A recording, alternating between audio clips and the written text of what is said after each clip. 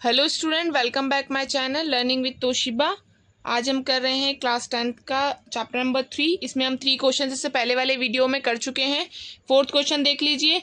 निम्नलिखित समीकरणों के युग्म में से कौन से युग्म संगत असंगत हैं? यदि संगत है तो ग्राफीय विधि से हल कीजिए। यानी कि यहाँ पे कितने हैं? 4 क्वेश्चन हैं। इसमें से आपको ये बताना है कि पहले संगत है कि असंगत है। यदि संगत है तो आगे सॉल्व करना है आपको। क्वेश्चन नंबर फर्स्ट देखिए। क्वेश्चन नंबर हो जाएगा x प्लस वाई, इधर पक्षांतर होगा तो ये हो जाएगा -5 is equals to 0।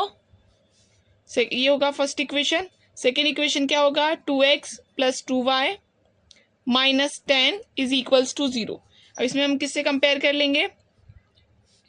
Linear equation से इसको कंपेयर कर ले तो ये A1 A2 और A1 B1 और C1, ये हो जाएगा A2 B2 और C2। यहाँ से वैल्यू निकालें। A1 के लिए क्या हो जाएगा 1, B1 के लिए y का कोफिशिएंट तो 1, और C1 के लिए जो आपका अचर पद है वो -5। यहाँ पे A2 के लिए क्या निकलेगा? A2 के लिए निकलेगा 2, B2 का वैल्यू निकलेगा B2 और C2 का वैल्यू क्या निकलेगा? -10। इससे आप निकालें A1 upon A2 is equals to A1 upon A2 क्या है? 1/2। ऐसे ही B1 अपॉन B2 निकालें तो 1/2 and then C1 upon C2 -5 upon -10, minus से माइनस कैंसिल होगा तो ये हो जाएगा 5 से 10 गया 1/2। तो ये तीनों क्या हैं? तीनों बराबर आ रहे हैं, यानी कि ये कौन सा आपका हल निकल रहा है? ये अनंत हल निकल रहे हैं। अनंत अनेक हल, अनेक हल निकल रहे हैं और संगत है।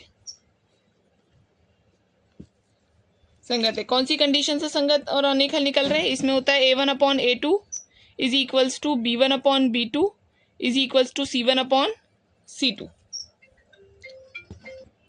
क्वेश्चन में क्या था? यदि संगत है तो क्या करना है? इसे ग्राफीय विधि से हल करना है। तो ग्राफीय विधि से हल करिए। तो पहला समीकरण क्या है हमारा? फर्स्ट समीकरण है हमारा x plus y is equals to 5। इसमें x इज इक्वल्स टू अगर मैं 0 रखूं तो क्या निकलेगा? x इज इक्वल्स टू 0 रखने पे ये हो जाएगा 0 plus y is equals to 5। तो y का वैल्यू क्या निकल रहा है? 5। तो आपके एक बिंदु होगा x की जगह पे 0 5, ये एक बिंदु निकला। ऐसी सेकेंड बिंदु यहाँ से निकालें। इसी फर्स्ट रेखा से अगर मैं सेकेंड बिंदु निकालूं तो क्या निकलेगा? y के प्लेस पे 0 रखें तो कैसे रखेंगे? ये y के प्लेस पे 0 में x plus 0 is equals to 5, तो x इज इक्वल्स टू 5। तो बिंदु क्या निकलेगा यहाँ से? 5 0।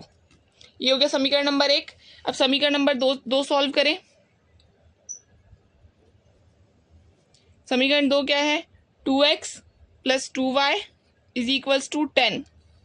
अगर आप ध्यान से देखें इसे अगर कॉमन ले, क्योंकि संपाती रेखाएं कैसी होती हैं? एक जैसी होती हैं। तो अगर इसमें मैं कॉमन लूँ 2, यदि कॉमन लिया जाए यहाँ से तो ये क्या हो जाएगा? x plus y is equals to 10। इससे इसको कैंसिल करेंगे तो ये क्या हो जाएगा आपका 5। तो ये हो जाएगा x plus y is equals to 5। ये पहली वाली रेखा ही बन गई। अतः यह समीकरण 1 है। ये समीकरण नंबर 1 की तरह हो गया। तो अब क्या है? इसको अगर दोबारा सॉल्व करोगे आपके यही 2 वैल्यू आपके निकलेंगे। ये समीकरण नंबर 1 की तरह ही हो गया। अब क्या करें? इसका ग्राफ बना ले, क्योंकि अगर आप इसको दोबारा ग्राफीय विधि से सॉल्व करोगे तो भी आपकी यही वैल्यू निकलनी है, क्योंकि संपाती रेखा एक के ऊपर एक होती है। तो इसका ग्राफ बना लेते हैं। ग्राफ देखिए।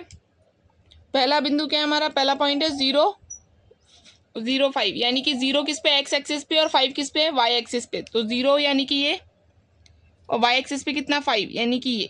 तो आपका पहला पॉइंट कहाँ है? यहाँ पे 0,5। फिर क्या है? x एक्सिस पे 5 और y एक्सिस पे 0। तो सेकेंड पॉइंट हमारा यहाँ मिल रहा है हमें, कौन सा? 5 0। इन दोनों को हम मिला दें, क्योंकि दोनों रेखाओं के पॉइंट सेम मिलेंगे, संपाती रेखा है तो। और रेखा कौन सी है? ये x plus y is equals to 5। समीकरण 2 देखिए। क्वेश्चन नंबर 2 देखिए।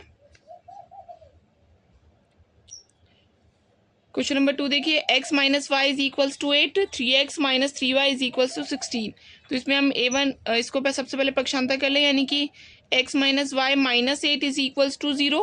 यहाँ हो जाएगा 3x minus 3y minus 16 is equals to 0। इसमें से a1 b1 c1 का वैल्यू निकालें। a1 is equals to 1, b1 is equals to -1 और c1 इज इक्वल्स टू -8। यहाँ हो जाएगा a2 is equals to 3, b2 is equals to -3 और c2 is equals to -16। इसमें से वैल्यू निकाले। a1 upon a2 is equals to क्या हो जाएगा 1/3। b1 अपॉन b2 की वैल्यू निकाले तो क्या हो जाएगा -1 अपॉन -3। ये माइनस से माइनस कैंसिल होगा तो 1/3 इक्वल हो गया। फिर c1 अपॉन c2 का वैल्यू निकाले तो क्या हो जाएगा -8 अपॉन -16। इसको कैंसिल करेंगे तो ये कितना हो जाएगा 1/2। तो आपका क्या आ रहा है, आपका a1 upon a2 b1 upon b2 के इक्वल आ रहा है, पर c1 अपॉन c2 इक्वल नहीं आ रहा है।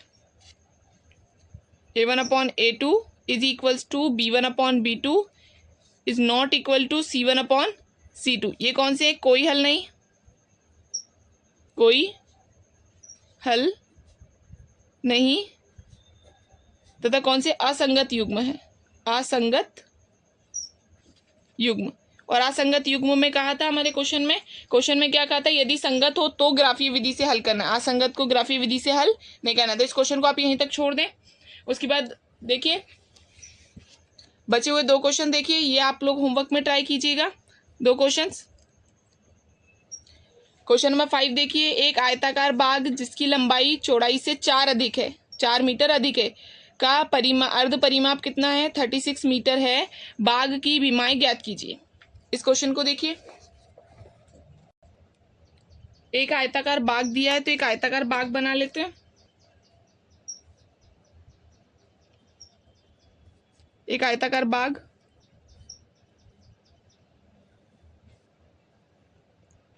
ये आयताकार बाग है। इसमें क्या बोल रहे हैं, आयताकार बाग में मान लीजिए हमने क्या मानी, इसको x मीटर मान लिया और ये क्या हो गई आपकी चौड़ाई y मीटर मान ली। और अर्ध परिमाप कितनी दे रखी है, अर्ध परिमाप दे रखी है 36 मीटर। यहाँ लिखिए, माना आयत की लंबाई is equals to x metre तथा आयत की चौड़ाई is equals to y metre. तो आयत का परिमाप कितना होगा, परिमाप कितना होता है 2 लंबाई प्लस चौड़ाई। तो अर्ध परिमाप कितना होगा इसमें, अर्ध परिमाप में 2 का भाग दे देंगे तो ये 2 चला जाएगा, यानी लंबाई प्लस चौड़ाई। ये क्या हो जाएगा, ये अर्ध परिमाप हो जाएगा। अगर क्वेश्चन में पढ़े, क्वेश्चन में क्या लिखा हुआ है, क्वेश्चन में लिखा है लंबाई चौड़ाई से 4 अधिक है, लंबाई चौड़ाई से 4 अधिक है, यानी कि ये जो x है ये दिया हुआ है, हमें दिया है लंबाई क्या है, चौड़ाई से 4 अधिक है। तो इसको बराबर करने के लिए इसमें 4 और जोड़ दें तो ये हमारा हो जाएगा इक्वेशन नंबर 1। तथा अर्ध परिमाप कितनी है, अर्ध परिमाप इज इक्वल्स टू दे रखी है 36। तो आप ये ध्यान से देखें तो आपकी अर्ध परिमाप होती है लंबाई प्लस चौड़ाई, और लंबाई चौड़ाई क्या है x और y को जोड़ने पे कितना आ रहा है 36। तो अर्ध परिमाप क्या है, लंबाई और चौड़ाई। तो ये हो जाएगी x plus y is equals to 36। समीकरण 2। अब इसे ग्राफीय विधि से हल कर ले, हमें 2 समीकरण मिल चुके हैं। समीकरण 1 है, इसमें क्या रखें, पहले x इज इक्वल्स टू 0 रख के देखें तो x इज इक्वल टू 0 में ये 0 हो जाएगा। तो आपका क्या होगा, 0 is equals to y plus 4। तो y का वैल्यू निकलेगा -4। पक्षांतर करके तो बिंदु यहाँ क्या मिल जाएगा, 0 -4। सेकंड करें, y इज इक्वल्स टू 0 रखने पर, इसमें y इज इक्वल्स टू 0 रखिए, x is equals to 0 plus 4, y के प्लेस पे 0 हो गया। तो हो जाएगा x इज इक्वल्स टू 4। तो आपका नया बिंदु क्या बनेगा, एक और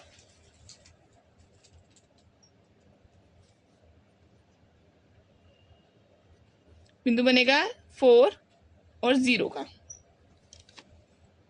इसी समीकरण नंबर 2 में देखें, समीकरण नंबर 2 में भी x इज इक्वल्स टू 0 रखो। 0 रखने पर तो हो जाएगा 0 plus y is equals to 36।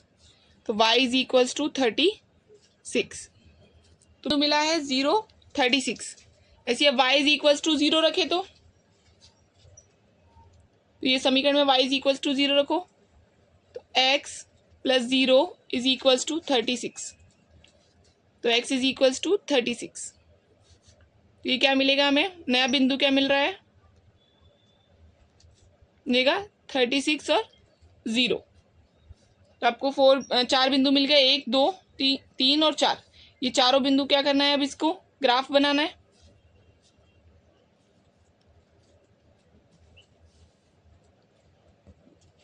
Graph में क्या करें, ग्राफ में काफ़ी बड़े बड़े डिजिट से तो हमने 4 4 के गैप से क्या ले लिए हैं, यहाँ पे नंबर्स ले लिए हैं। पहला बिंदु क्या था, पहला बिंदु है 0 -4 का, 0 से -4, 0x पे और y पे क्या -4, यानी कि ये बिंदु है हमारा 0 -4। सेकेंड बिंदु है 4 0 का, 4 0, 4 इस पे और ये 0 का, यानी कि ये वाला 4 और 0 का। तो इसको अगर मिला दें आप,